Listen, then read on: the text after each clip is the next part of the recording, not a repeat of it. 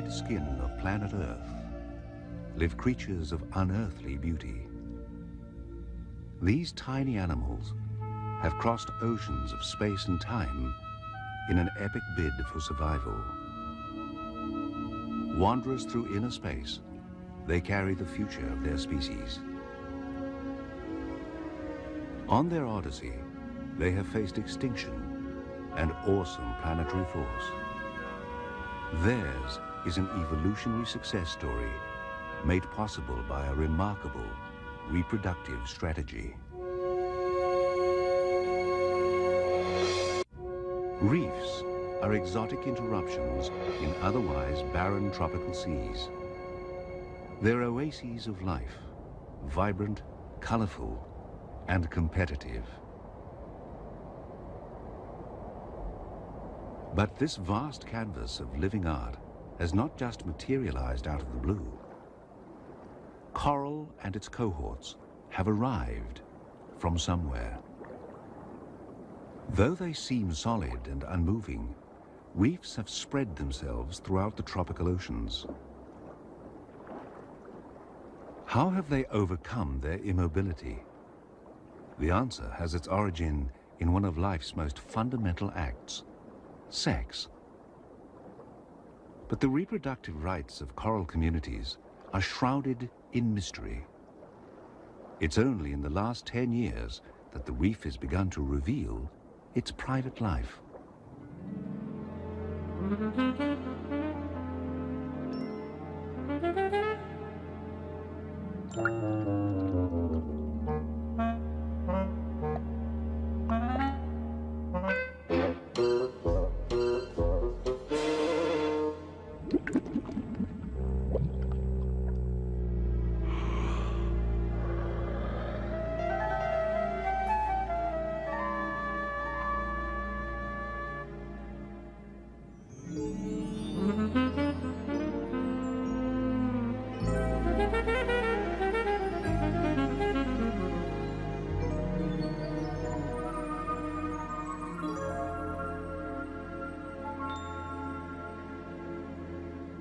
For animals, sex is a fact of life.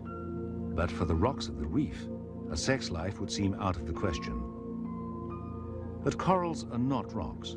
They're colonies of tiny animals. Only the outer surface of these colonies is alive, a living skin populated by polyps. Their structure is simple: a tube with a mouth surrounded by stinging tentacles. These tiny animals, a few millimeters across, build reefs. The beauty of the individual rivals that of the colony as a whole.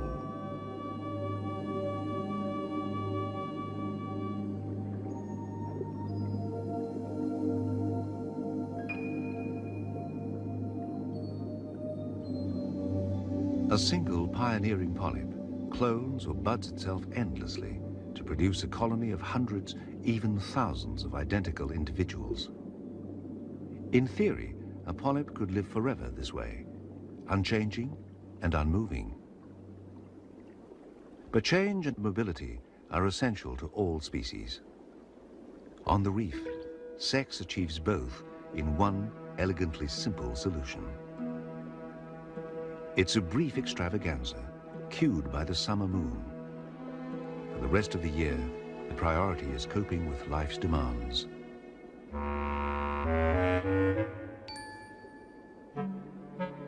Inside the reef's barrier, garden eels vie for tasty morsels.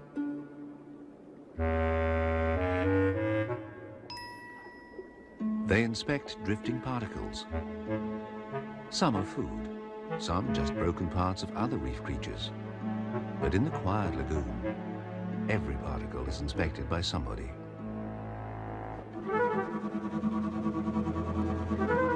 A goatfish snuffles industriously.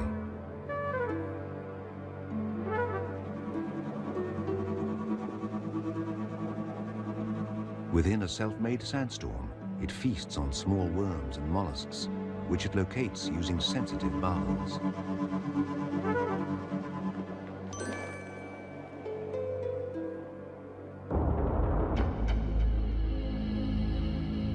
real heavy movers in the sand business are sea cucumbers. The basic design is a long hollow tube that creeps around the lagoon floor. They push sand in one end and out the other.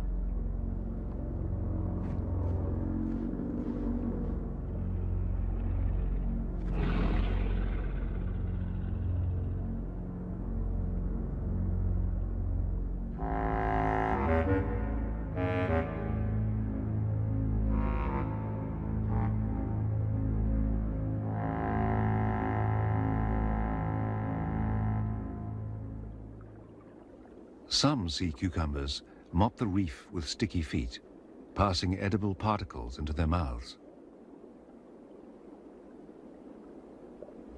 Nature constantly tests and refines its designs.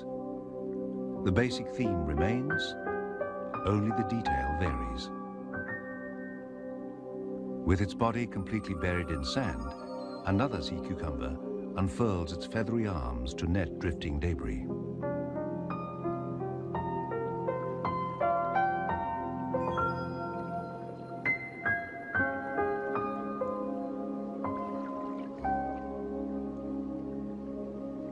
Every particle of sand in the lagoon was once part of the animals and plants that make up the reef. Sand production is aided by heavy-jawed grazers like the bumphead parrotfish.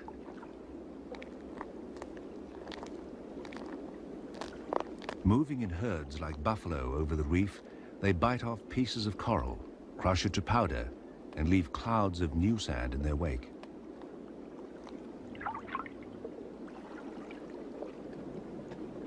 The reef supports an endless variety of grazers, scrapers, and biters. Many seem to bite a dead reef, but are actually cropping back a fuzz of algae that grows by day. The wastes of these schools of fishes act as fertilizer to the plants they crop. The waters surrounding the reef are poor in nutrients, so recycling of its limited resources is essential. It begins with the invisible haze of life called plankton. It continually showers the reef. Just as plankton gather nutrients from the ocean, fish like the spiny chromis gather plankton, so nutrients from the ocean are imported into the reef's economy.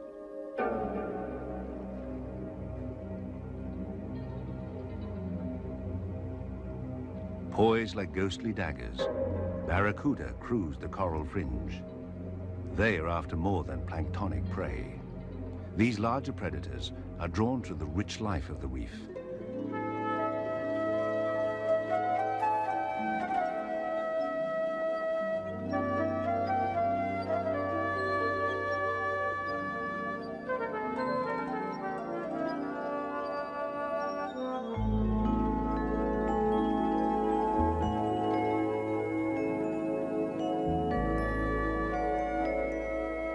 Compared to the impoverished oceans, the reef is a prosperous economy.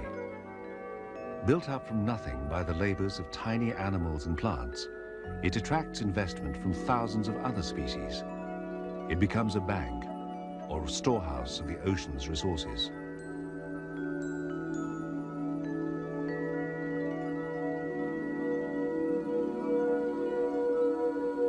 But some creatures are a storehouse in themselves. A sleek manta ray wings its way through the late afternoon. It owes its huge bulk and wingspan of 5 meters to the millions of minute plankton it sieves from tropical waters.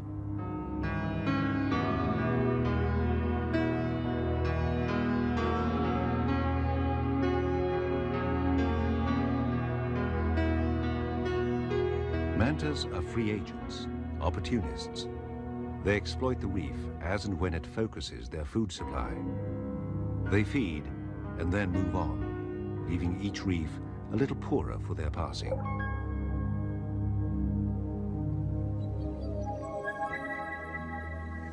The blubber jelly voyages at the whim of wind and tide, feeding on plankton as it drifts.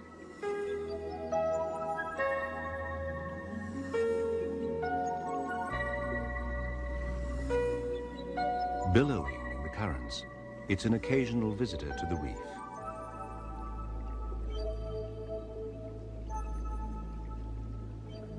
Like all jellyfish, it's a free-living relative of the unmoving corals on the reef below. Building on the skeletons of others, hard corals extract calcium from seawater. Tiny polyps toil in limestone to craft their biological works of art.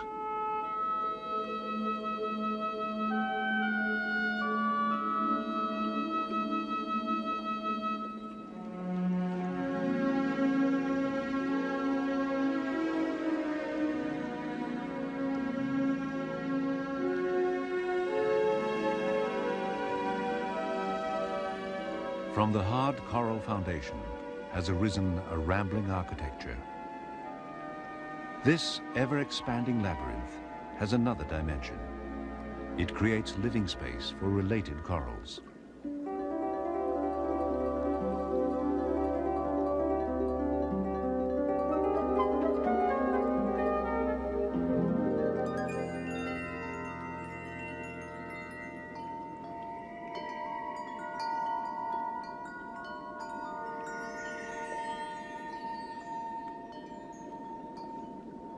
Bold against blue, lace-like gorgonians strain against the current.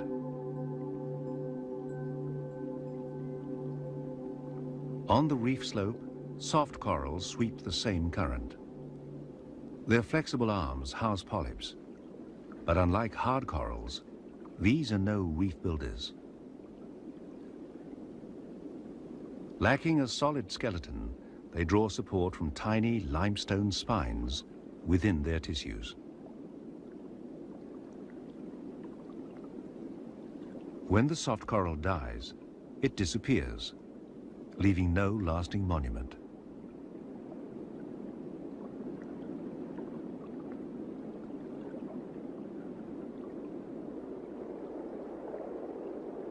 Reef plants appear to be just as ephemeral, but their role is fundamental. All capture energy from sunlight. Some also contribute to the reef structure. The brittle green halimeda is mainly limestone. It constantly sheds gritty flakes into the lagoon. The stony skin of pink coralline algae glues the limestone blocks of the reef together. Filamentous algae seems little more than a green fur on rocks, but it's the pasture of the reef and essential to all the reef's grazers. But the ties that bind algae and the reef together go deeper. Like algae, hard corals also require sunlight to grow. This is a clue to an intimate relationship that literally fuels the reef. Corals are twin-engined. They're animals that have harnessed the power of plants to build the vast and elaborate limestone structures we call the reef. How have they done it? Somewhere in their evolutionary past, corals struck a deal with microscopic single-celled algae called zooxanthellae. The algae sheltered inside the polyp tissue, producing sugars from sunlight and recycling coral waste products. This partnership became a most powerful evolutionary achievement. Between them, they built reefs. It's not until the sun sets that coral's second animal engine is revealed.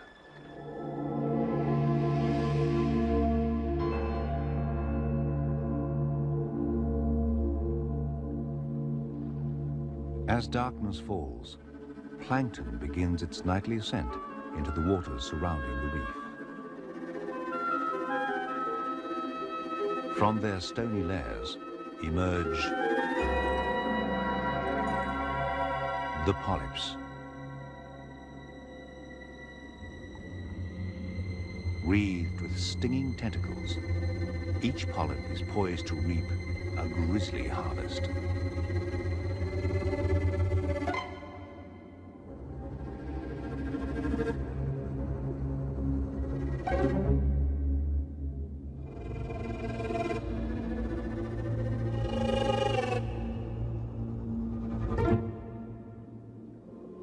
Other members of the night shift emerge to feed.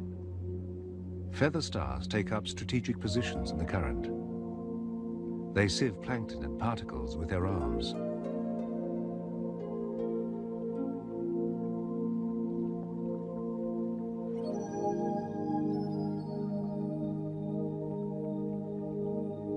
Slender prey, a formation of razorfish, expertly mimic the harp coral that hides their knife-like bodies.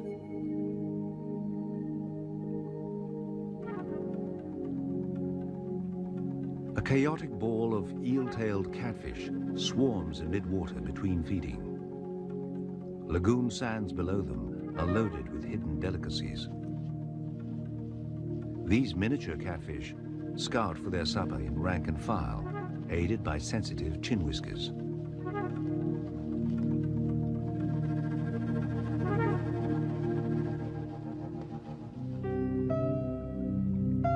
Lagoon sediments provide dainty pickings for the feather-mouthed sea cucumber. Little more than an elastic tube filled with water, it delicately wipes each feathered finger across its mouth, collecting food along with the sand.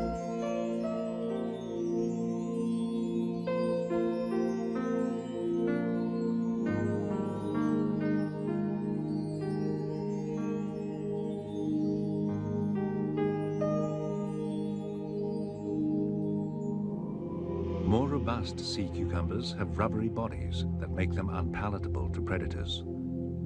They continue their slow work of shunting sediment day and night and have no need to hide. Unlike the sophisticates of the night shift.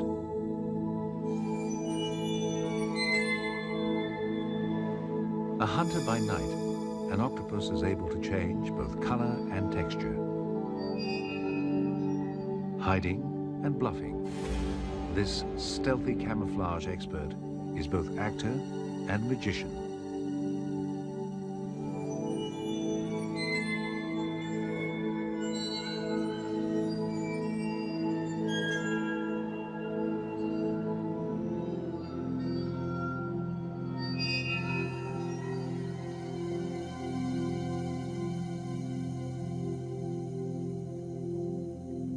Its relative, the cuttlefish, shares the octopus' talent for lightning color change.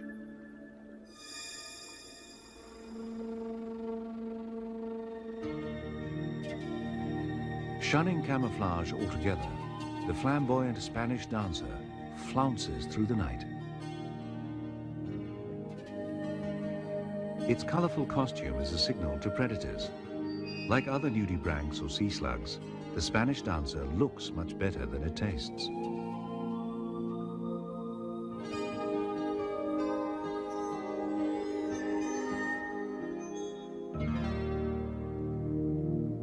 Overcome by darkness, parrotfish retire into the fabric of the reef. Some of these daytime dandies sleep in a gossamer cocoon of their own weaving. Perhaps this mucus bubble disguises their scent to unwelcome visitors. A fast-moving vegetarian, the parrotfish grazes algae with its bird-like beak. Clownfish may be left out in the dark when their protective anemone shuts up for the night. This is the reef's best-known example of shared lives.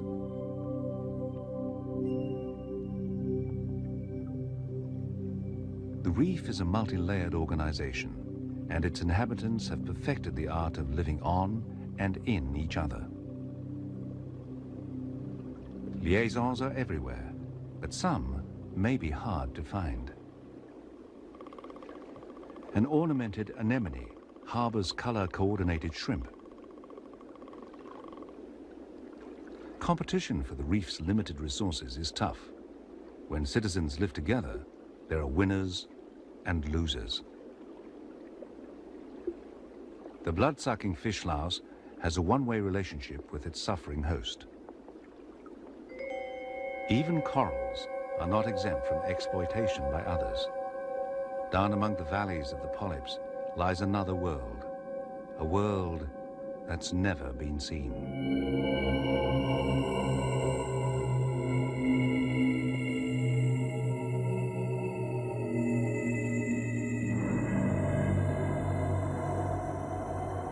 Among the heaving tissues of the polyp live flatworms the size of a pinhead.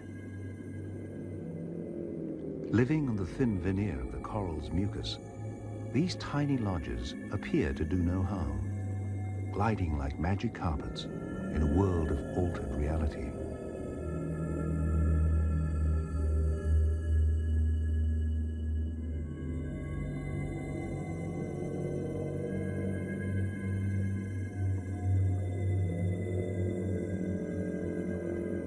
On the reef, every opportunity has been investigated. Space is at a premium, and overcrowding a fact of life. Invariably, property disputes develop and borders are drawn. Where two different species meet, encounters can be nasty. Nightly space wars, fought by special stinging tentacles, leave a conspicuous white scar of conflict. Surrounded, this fatal siege may last months. A plate coral spreads outward to meet itself. Here, the problem is resolved by a small fence of self-recognition. Over time, this living carpet evolves. Territorial struggles shape the reef as a multitude of species vie for position. Shading its competitors from light, the fast-growing plate corals borrow a strategy from the forest canopy.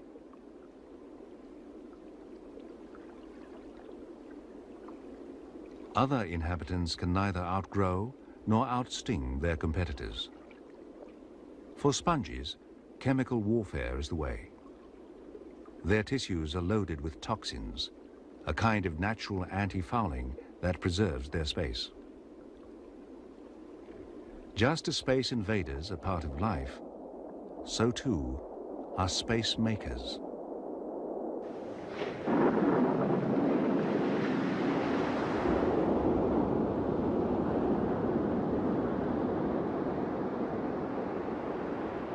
Sometimes an opening comes by chance.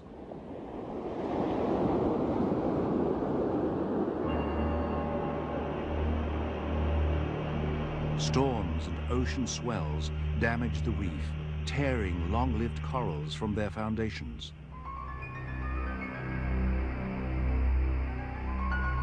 But not all space is created by the elements.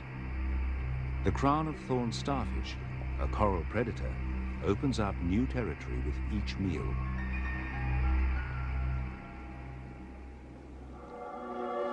And new settlers are in ready supply. Out of the blue curtain of distance, the currents propel a sea full of eager immigrants, a multitude of microscopic larvae. This humble being, covered with beating hairs, is the beginning of a new coral. Equally disguised, a larval sea urchin is a long way from its final form. Even the giant clam begins life microscopically. All reef larvae are designed to voyage in the plankton. To become citizens of a reef, they will need to take on their adult form, but first, they must find a safe place to settle. Journeying day and night, they may stumble upon a reef, a sentinel in the dark sea. But their sanctuary is in fact a snare. Night has unmasked the reef. Poised and armed, it has become a waiting wall of mouths. The graceful gorgonian is now a web of death, its animal nature revealed. Thousands of tiny polyps wait outstretched.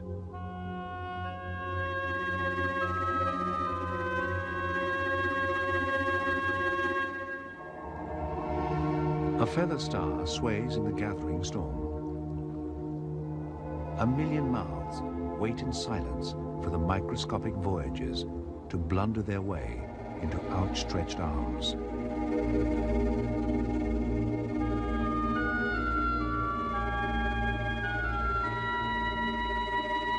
The weaponry of the reef is revealed, a sinister array of traps, sieves, harpoons, and clutching tentacles.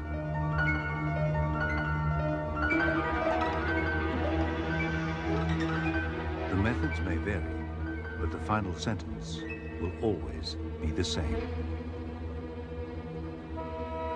And night after night, this random microscopic rain falls. Millions of epic voyages end in tiny but titanic struggles.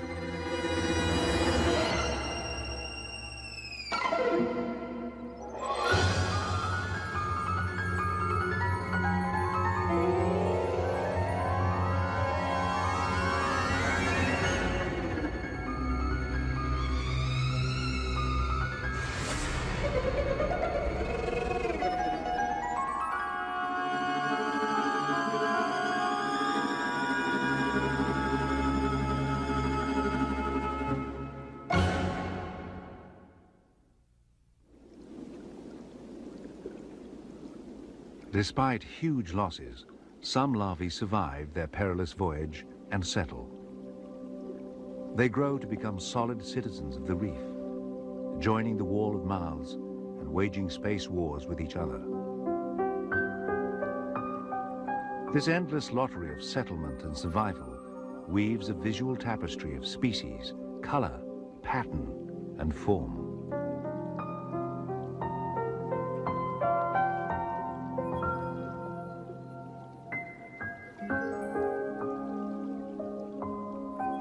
But beauty and harmony is a mask. It hides chaos and competition. Reef society is shaped in a war zone of relentless conflict.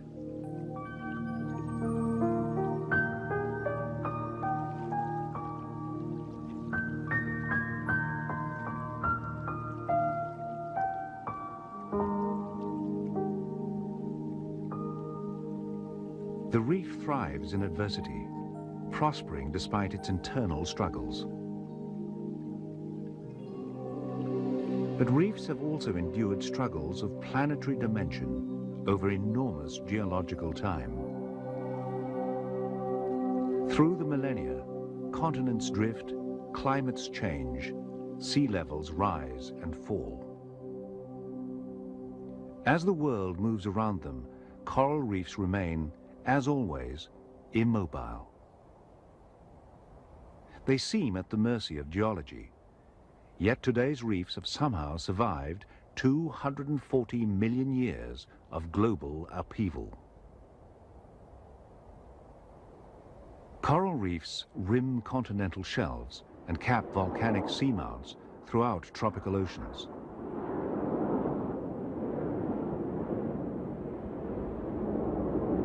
But once, reefs lived in an ancient sea called the Tethys.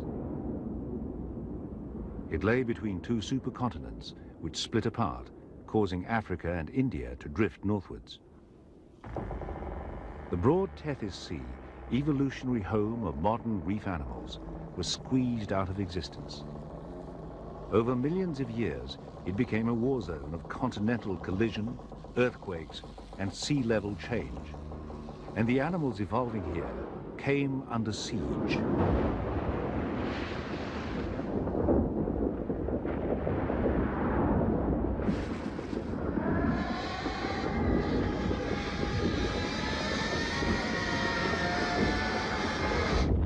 Amidst these shunting continents, reef life had two choices: extinction or escape. Today's reefs are built by immobile creatures that somehow dispersed and evolved from their ancestral communities in the Tethys. But to escape the ravages of geology, they had to play an evolutionary ace. This ace not only allowed them to move, but to change. It was sex. And every summer, the age-old ritual unfolds. Shoals of tiny fry appear, with their parents, the spiny chromis. Their behavior is unusual among reef fish. They guard their growing offspring. A female cuttlefish holds an egg daintily in her tentacles. She chooses a nest with great care and places the fertile egg securely within.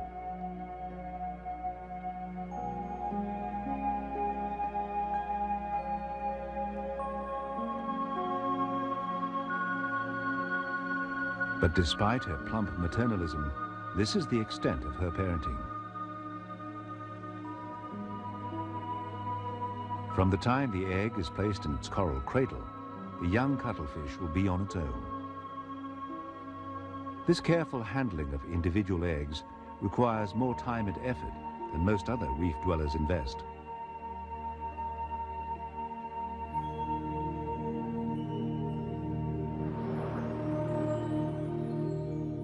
The giant clam makes no attempt to nurture its young.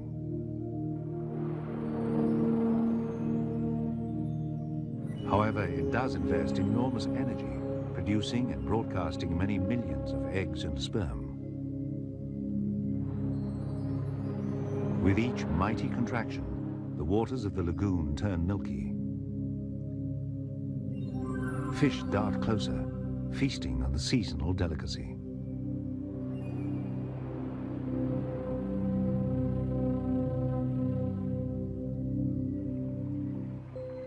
Other, perhaps more prudent species will wait for dusk before they begin to spawn.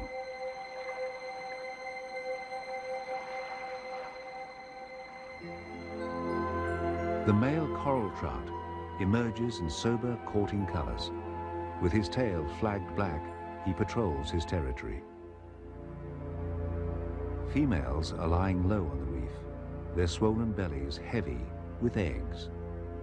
Concealed in the watery twilight, they await the male's advances.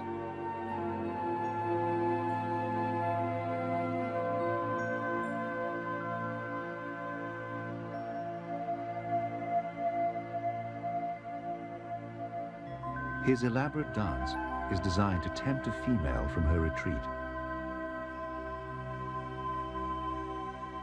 Reluctantly, she leaves the reef's protection, encouraged by the ardent male. The climax of their courting ritual is a spawning rush, a split second when eggs and sperm are released near the surface, leaving the future to chance once again. As summer waters warm, other biological clocks are ticking. The reef below begins to stir. Cued by the full moon in November, countless coral polyps bulge. They are ripe with packets of egg and sperm that have taken months to prepare. Their time has come.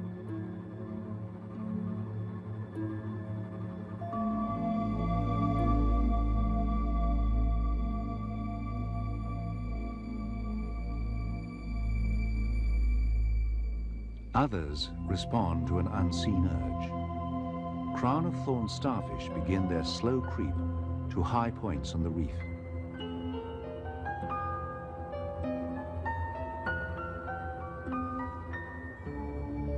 Even inert creatures are stirring. Sea cucumbers scurry at their own pace, away from the lagoon floor to the coral ledges above. Here, they begin a sinuous dance, swaying to an ancient evolutionary rhythm.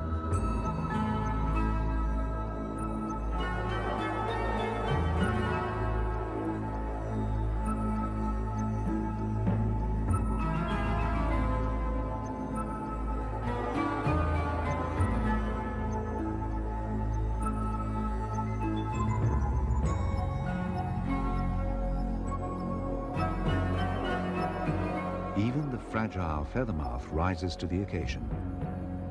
This is an event too compelling to miss.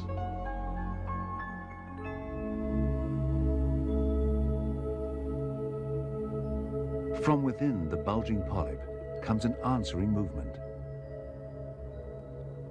building to a slow spiral as each puts the finishing touches to its precious bundle of eggs and sperm.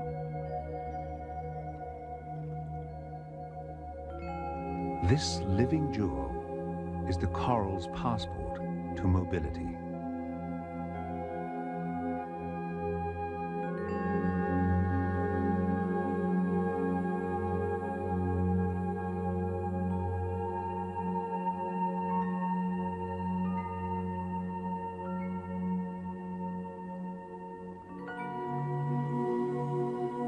While polyps turn in time, the hypnotic dance of the sea cucumbers has reached its silent climax. Males begin exuding sperm from tiny pores on their heads.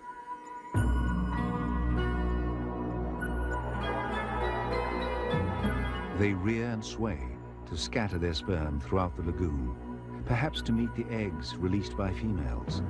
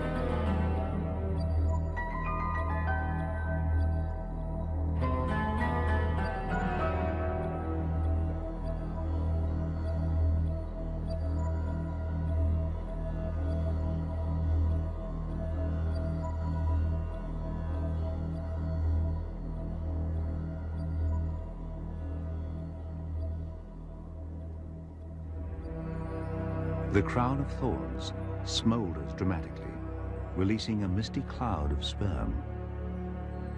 It drapes itself across coral that would normally be its food. Now begins one of the most monumental and secret events in nature: mass spawning on the Great Barrier Reef.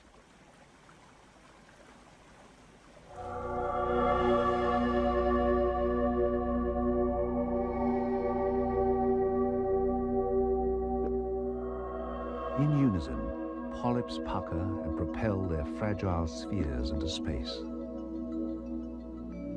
Locked in limestone, they cannot move to mate.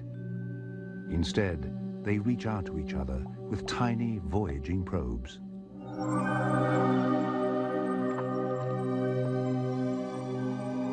Their cue is exact. Each year, each species will spawn at the same time on the same day.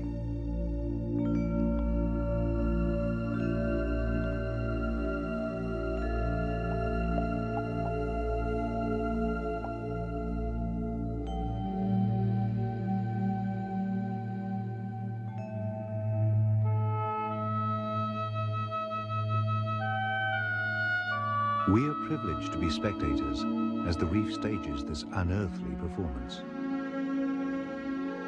Each night, for a week, following the full moon, the intensity builds. New species adding to the growing curtain of new life. Along 1,200 kilometers of the northeast coast of Australia, countless millions of polyps spawn in unison.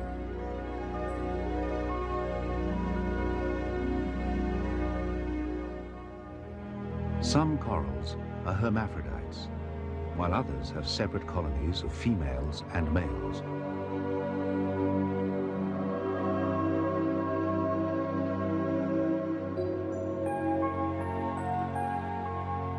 Whatever their sex, each has its own pace and style.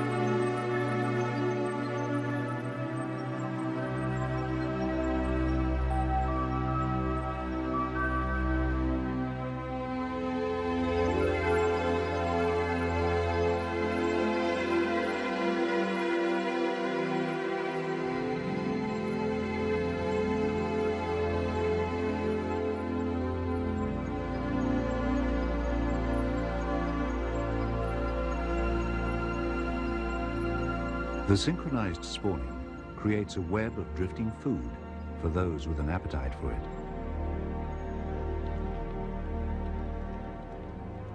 A hermit crab picks off eggs as they emerge. But predators take only a fraction of the coral's output. Most passes unhindered into the sea. And still, the outpouring continues. For these few nights of the year, space wars seem insignificant. Adversaries are united by powerful ancient forces. The reef acts like a single organism, intent on securing its future.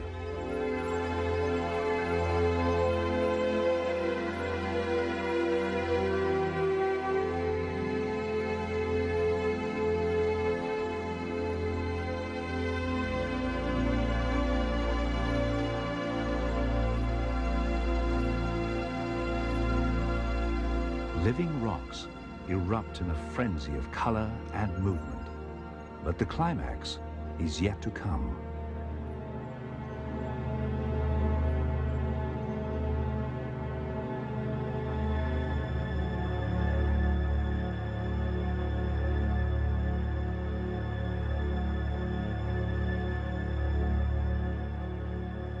Six nights after the full moon, silent and unheralded, there is a kaleidoscopic finale. The giant plate corals, each with hundreds of thousands of polyps, explode into ascending galaxies of pink and white.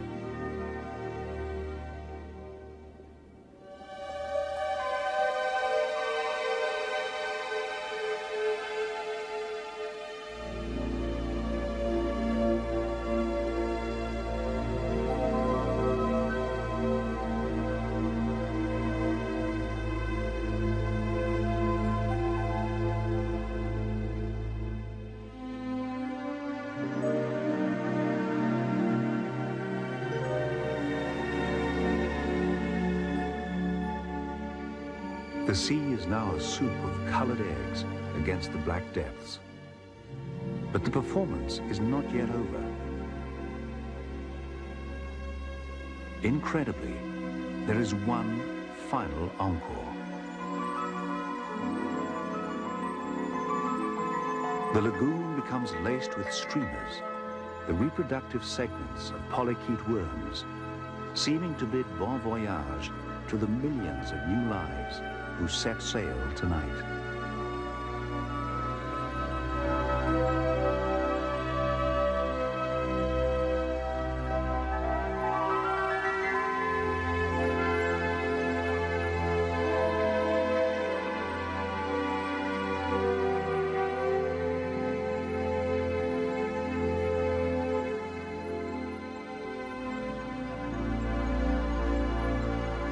As the frenzy of release subsides, the tide plays its part in the completion of the night's magic.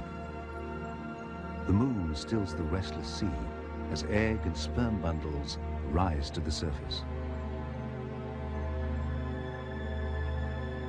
Somehow, in this vast and chaotic scramble, the right egg and right sperm will meet, fertilize, and develop.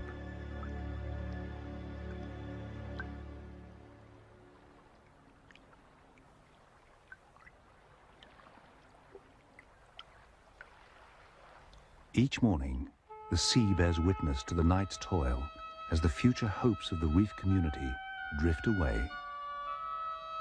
Here is the solution to the reef's immobility.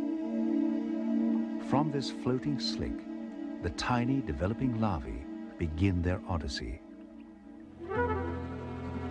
Opportunists take advantage of the annual bounty, but against the overwhelming abundance, they make little impression.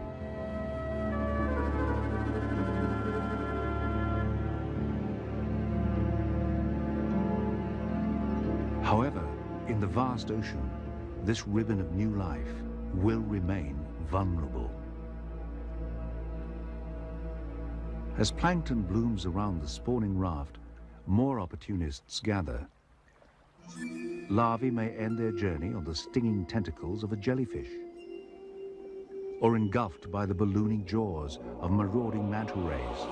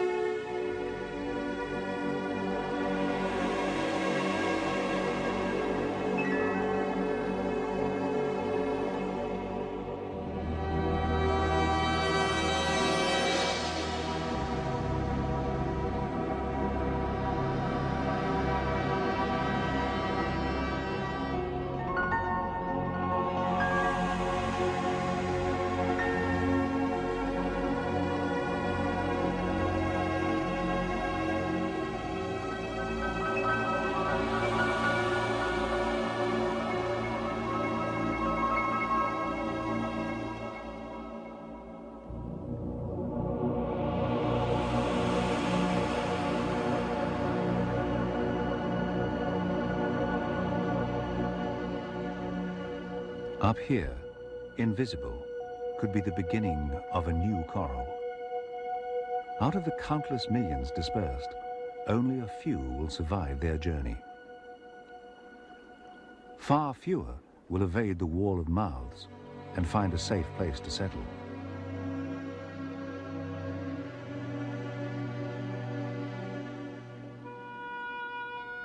But despite incredible odds, the survival of just one coral larva is enough.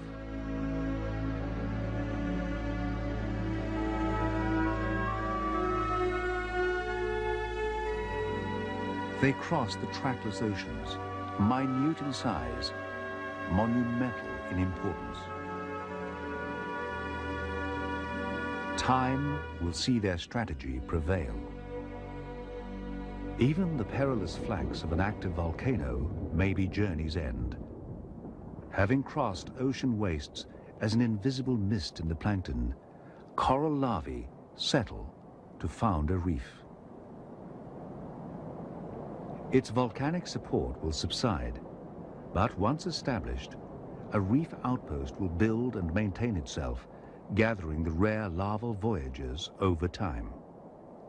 Each new atoll is a stepping stone to the next.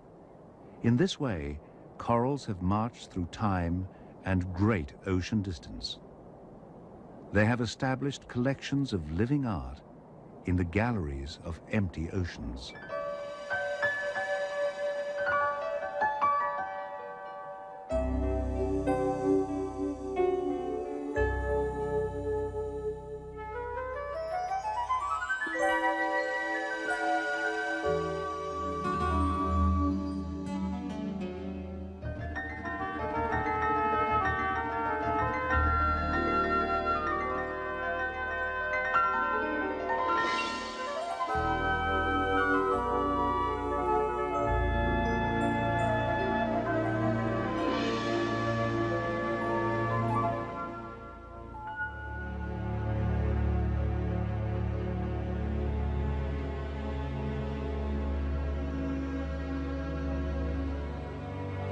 Reefs are portrayed as fragile ecosystems with a delicate beauty. And yet, they're robust enough to have survived millions of years of fierce competition and planetary upheaval.